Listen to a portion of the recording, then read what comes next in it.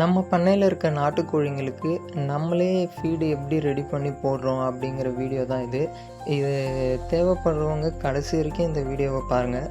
அதுக்கு பார்த்திங்கன்னா நம்ம மக்காசோளம், சோளம், கம்பு, கருப்பு சுண்டல், கேழ்வரகு, அரிசி இது எல்லாத்தையுமே நம்ம ஒன்றா கொட்டி இதை நல்லா மிக்ஸ் பண்ணணும். அதை ஒரு டைமுக்கு 2 டைம் நல்லா மிக்ஸ் பண்ணி இந்த மாதிரி காய வச்சிடணும் வெயிலில். இது கூட பார்த்திங்கன்னா புண்ணாக்கு, அப்புறம் கருவாடு இது 2த்தையுமே அதே டைமில் வெயிலில் நல்லா காய வச்சுருங்க. காய வச்சதுக்கப்புறம் நம்ம ரைஸ் மில்லில் அரைச்சிட்டு வந்த அந்த அரிசி தானியத்தை எல்லாத்தையுமே இது மாதிரி போட்டுட்டு அது கூட கருவாடு தூளும், அதுக்கப்புறம் மினரல் மிக்சர் பவுடர் ஒரு கிலோ பாக்கெட்டு அது கூட கொட்டி கலந்துடணும்.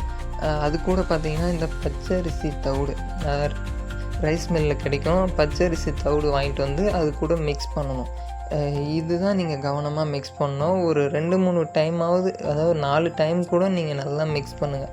இதுமாரி மிக்ஸ் பண்ணுறதால எல்லா தானியமும் நல்லா மிக்ஸ் ஆகும். நம்ம கோழிங்களுக்கு கொடுக்கும்போது ஈக்குவலாக எல்லா கோழிக்கும் எல்லா தானியமும் கிடைக்கும். இது எப்படி ஸ்டோர் பண்ணணும்னு பார்த்தீங்கன்னா, ஒரு ட்ரம்மு இல்லை மூடி போட்ட பாரலில் இது நீங்கள் ஃபுல்லாக கொட்டி வச்சுக்கலாம். எந்த வண்டுமே பிடிக்காது. இது அரைச்ச ஃபீடு பார்த்திங்கன்னா நம்ம கம்பெனி ஃபீடு மாதிரியே இருக்கும்.